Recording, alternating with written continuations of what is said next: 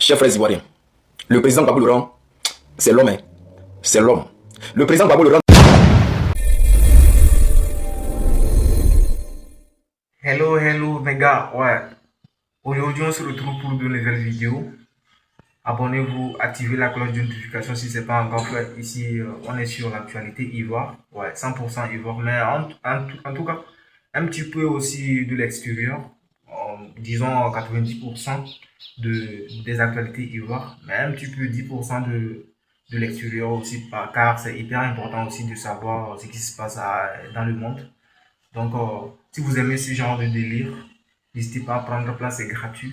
Abonnez-vous, vérifiez si la cloche est activée. Si ce n'est pas encore activé, active parce que c'est comme ça que vous recevrez des notifications une fois que je mets en ligne une nouvelle vidéo. Donc, c'est hyper important de faire ça. Ouais. J'arrête de blablater, je vous laisse découvrir la vidéo et puis on revient juste après. Ouais, ici, on est sur Asmo Babi. Ouais.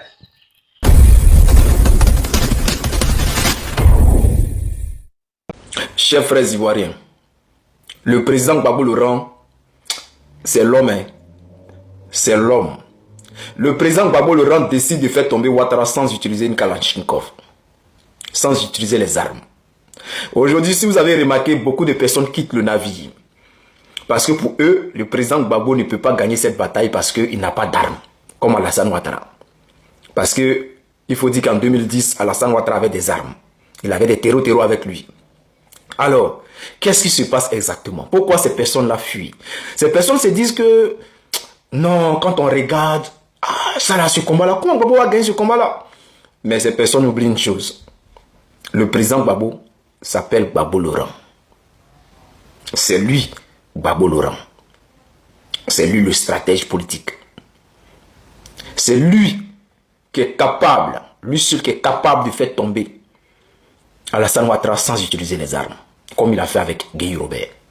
Alors, les gens en 2025, là, le 25 octobre, attendaient que le président Gbagbo utilise des armes, ou bien appelle le peuple dans la rue, comme en 2000, pour chasser Alassane Ouattara du pouvoir. Le président Gbagbo dit, quand il regarde Ouattara est déterminé à jamais, Guy, à son temps, il était gamé, il voulait rester au pouvoir, mais il n'avait pas prévu les Ivoiriens n'avaient pas prévu de tirer sur les Ivoiriens, les Dja.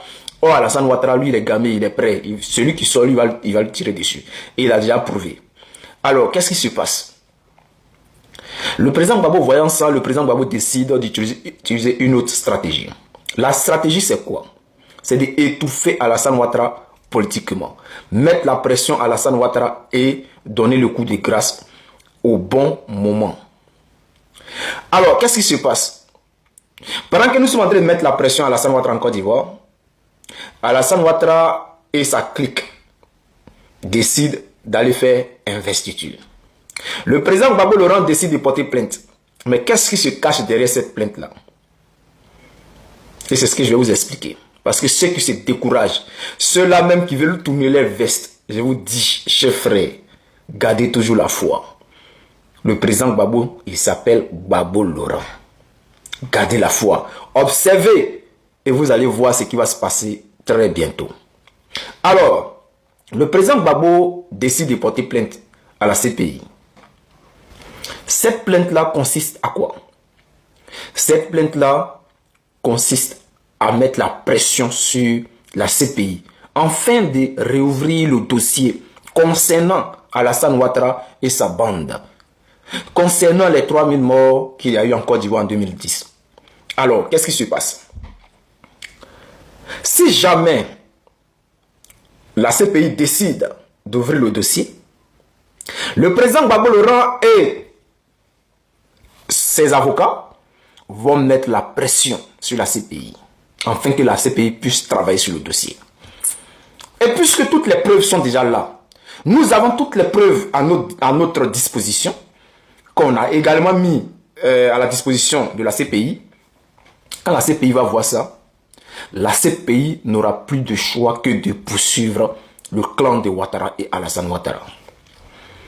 Alors, si la CPI décidait de mettre un mandat d'arrêt international contre la personne d'Alassane Ouattara, Alassane Ouattara serait arrêté.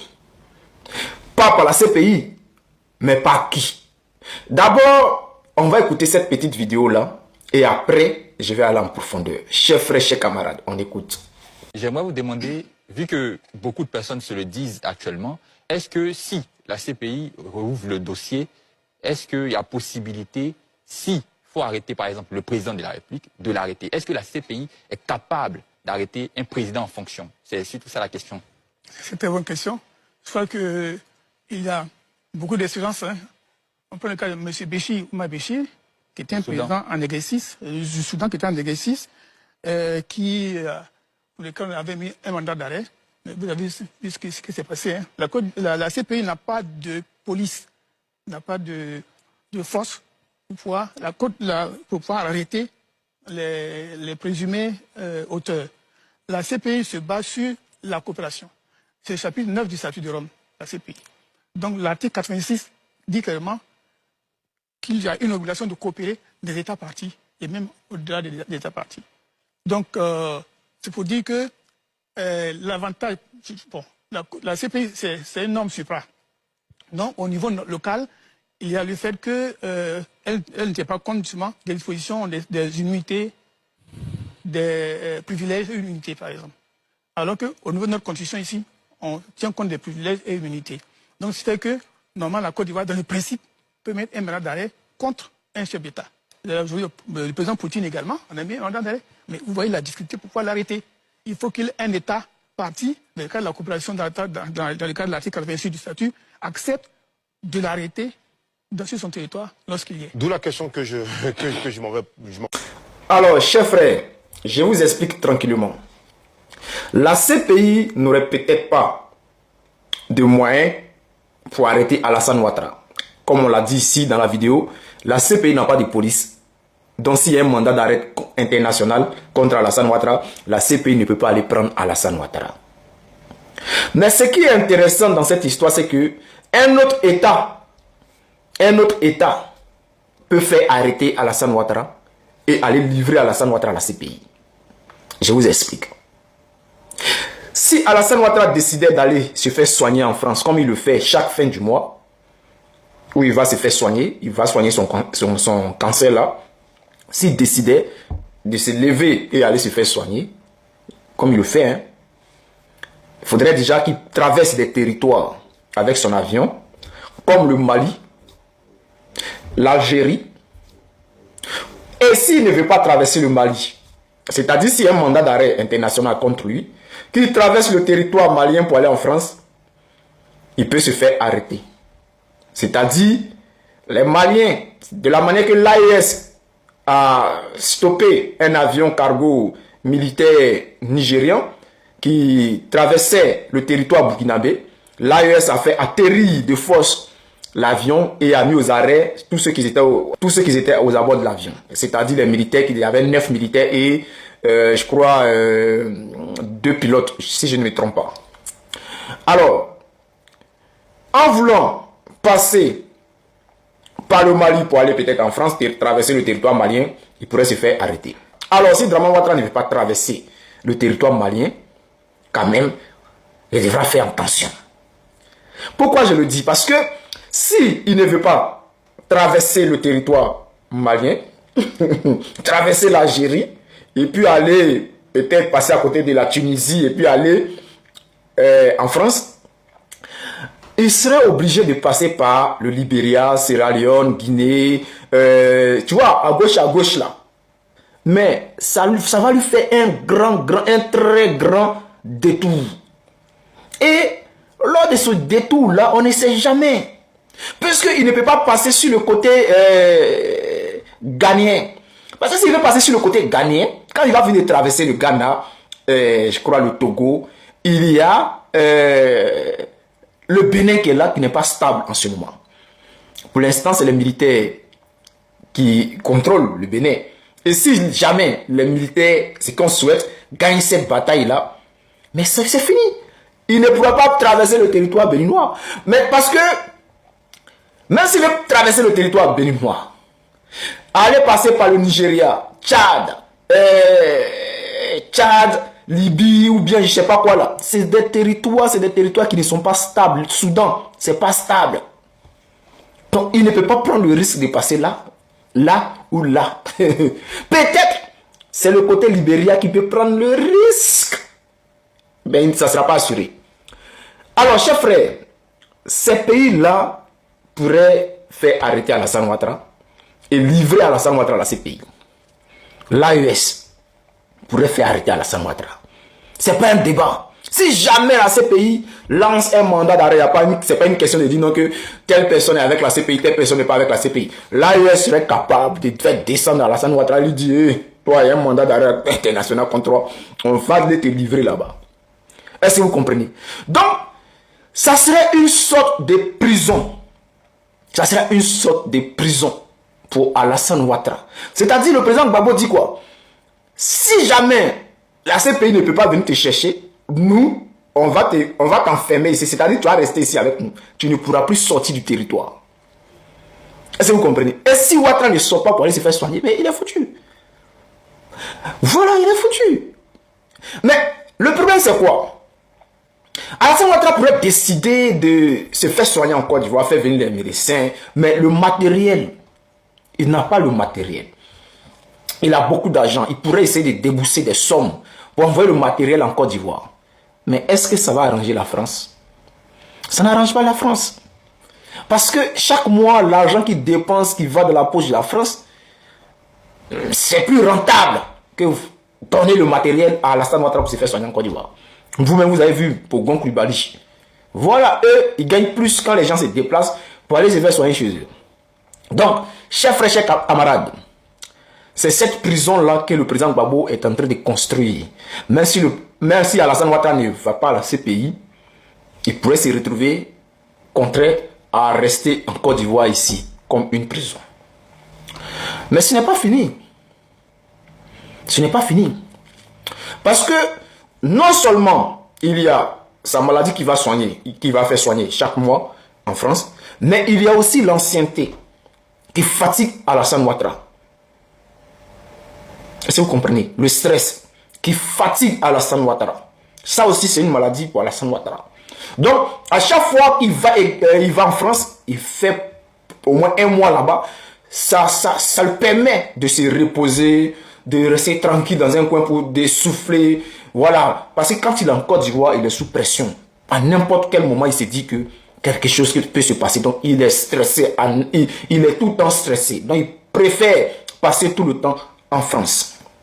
J'aimerais dire à certaines personnes, quand je fais mes vidéos, ces pauses publicitaires, qui se lèvent pour venir dire non, tu as dit ça, il ne fallait pas dire ça. Les gars, s'il vous plaît, s'il vous plaît, faites vos combats dans votre coin. Laissez-moi parler aux Ivoiriens, ceux qui m'écoutent. Et je n'appelle pas non plus le RDR à venir sous mes vidéos. Je parle aux Ivoiriens qui m'écoutent. C'est compris? On peut avancer. N'oubliez pas de liker, de partager la vidéo au maximum. Alors, chers frères, donc, c'est un peu ça. C'est un peu ça. Ceux qui minimisent ce combat-là, vous n'avez rien compris. Mais nous allons continuer dedans. Doucement. Petit à petit. Les Ivoiriens, restez mobilisés. Ne vous découragez jamais. Alassane Ouattara ne fera pas ce 4e mandat. Le président Gbagbo a dit que celui-là, ce 4e mandat, ne fera pas. Regardez, pression qu'on va mettre là. C'est-à-dire, une fois que le dossier est déposé, une fois que la CPI décide d'ouvrir le dossier, une fois de plus, la pression va commencer en Côte d'Ivoire. 2 fois de plus, la pression va commencer à la diaspora parce que ça sera le cas des manifestations devant la CPI. Parce que là, on ne va plus laisser dormir la CPI. On va les stresser, on va les pousser à bout. Jusqu'à ce qu'eux-mêmes vont décider de lancer ce mandat-là. Regardez seulement. Donc, chers frères, chers camarades, vous savez, hein, au lieu de ce qui se passe là, moi je peux vous dire que faites confiance au président Gbagbo Laurent. Mais j'aimerais parler d'une chose. Comme je l'ai dit, en Afrique, c'est la loi du plus fort. Qui aurait cru? Le Nigeria qui se prend pour les États-Unis d'Afrique. Voici que le Burkina Faso, l'AES, décide de faire atterrir leur avion pour leur dire, posez-vous. Et les met en garde. Celui qui va s'amuser à survoler le territoire de l'AES avec un appareil militaire sans autorisation sera abattu. C'est pas Yaya, c'est pas un débat, sera abattu. Celui qui va s'amuser à traverser le territoire de l'AES avec un avion militaire sans autorisation sera allumé, sera abattu. Que ce soit la Côte d'Ivoire, Nigeria, Ghana, Togo, je ne sais qui là. Si vous amusez là, vous allez lire. Donc, chers frères, chers camarades, c'est pour vous dire quoi? C'est pour vous dire que les choses vont bientôt changer en Afrique. On demande simplement aux militaires béninois là, ne baissez pas les bras, continuez ce combat là. Continuez, vous avez notre soutien. Et puis moi, ça m'énerve, hein. Quand je vois même les Béninois là, qui sont là, ils sont braves, genre les bras croisés, tranquilles. Ouais, Patrice Talon, en tout cas, il a pu le voir. Qu'est-ce qui se passe dans la tête des Béninois? Hein? Les terreaux sont venus attaquer le Bénin. Ils ont déjà les militaires béninois. Vous avez pleuré jusqu'à fatigué. Est-ce que vous avez vu la CEDEAO envoyer des bataillons militaires aller aider les militaires béninois? Est-ce que vous avez vu le Nigeria envoyer ses avions aller traquer les terreaux pour les allumer? Ceux qui sont venus endeuiller le Bénin là. Est-ce que vous avez vu la CEDEAO lever un petit doigt pour dire non que cela, les terreaux, on va les traquer, ceux qui endeuillent le Bénin? Non. Mais vos frères béninois décident de prendre le pouvoir. Et voici que ces CEDEAO, les Coca-Cola se lèvent pour venir attaquer. Pour venir attaquer. Et vous êtes là. Vous acceptez ça. Vous acceptez ça. Vous acceptez que le Patrice Talon continue de vous maltraiter. Vous acceptez. Ça dit, les gars, on a... Ouais, on se retrouve à la fin de la vidéo. Qu'est-ce que vous en pensez de ce que vous avez regardé et tout? N'hésitez pas à me passer vos avis dans les commentaires parce que vos avis aussi, ça compte vraiment pour moi. Je suis là pour vous lire et tout. Vos avis, qu'est-ce que vous en pensez et tout. Mettez-moi tout ça dans les commentaires. C'est hyper important pour moi. Et bon, ici on est sur Babi. Et surtout, activez la cloche de notification. Abonnez-vous et on se retrouve pour de nouvelles vidéos. C'était votre gars Asmo. Ici on est sur Babi.